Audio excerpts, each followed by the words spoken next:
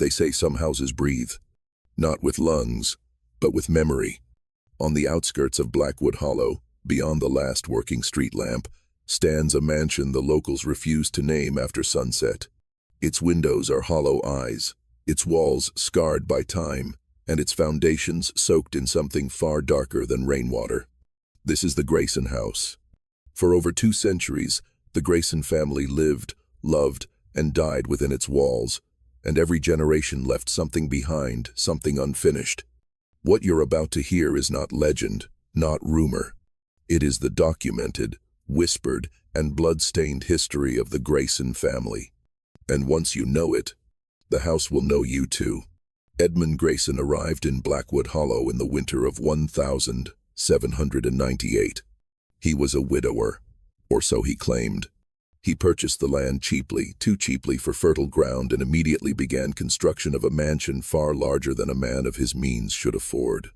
Workers noticed strange things: tunnels beneath the foundation, rooms with no doors, and a cellar dug deeper than necessary. 3 workers vanished during construction. Edmund paid their families in gold and silence. By spring, the Grayson house was complete, and by autumn, Edmund remarried. His new wife, Eleanor, was never seen in town. Not once. Servants whispered that she never slept, never aged, and never left the east wing. When a maid finally entered her chamber unannounced, she fled, screaming, her hair turning white within days. Eleanor Grayson died that winter. No burial was recorded. The cellar was sealed. Edmund Grayson had 4 children. Only 2 were officially acknowledged. The others were kept inside. Town records describe the Grayson children as quiet, pale, and unnervingly obedient. They never played outside, never laughed, never cried. A visiting tutor reported that the youngest boy, Thomas, spoke to the walls as if they answered him. One night, neighbors heard screaming, not from the house, from beneath it.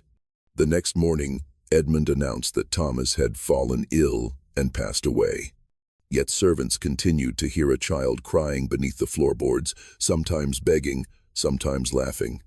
Edmund Grayson died seated in his study, eyes wide open, fingernails broken, the words, "They are still here," carved into his desk. The Grayson legacy passed to William Grayson, Edmund's eldest son. William attempted to modernize the house. He failed. Walls collapsed only to reappear intact the next day. Doors led to rooms that did not exist the night before. Mirrors reflected people who were not there. William's wife, Margaret, began sleepwalking into the cellar despite it being sealed for over 50 years. When it was finally opened, authorities found child-sized skeletons, handwritten prayers etched into stone, and a staircase descending far deeper than the cellar itself. Margaret disappeared that same night. William burned the entrance. The house did not forgive him. A diary belonging to Elizabeth Grayson reveals the truth. The house feeds on us. Every generation must give it something it loves. Elizabeth writes of faces in the walls, of ancestors who never truly died, and of a ritual performed beneath the mansion every 30 years. She also writes, "I have been chosen." Elizabeth was found hanging from the chandelier, yet her feet touched the floor. Her diary ended with one sentence: "Now I belong to the house." On October 31st, 1927, the entire Grayson family vanished. Police entered the house at sunrise. Every clock was stopped at 3:17 a.m. Dinner was still warm. Footprints led into the cellar. None led out. Beneath the house, investigators found a chamber carved with names every Grayson who had ever lived. One name was still bleeding. The house was condemned. It was never demolished. Urban explorers, paranormal investigators, and skeptics all entered the Grayson house. Some never returned.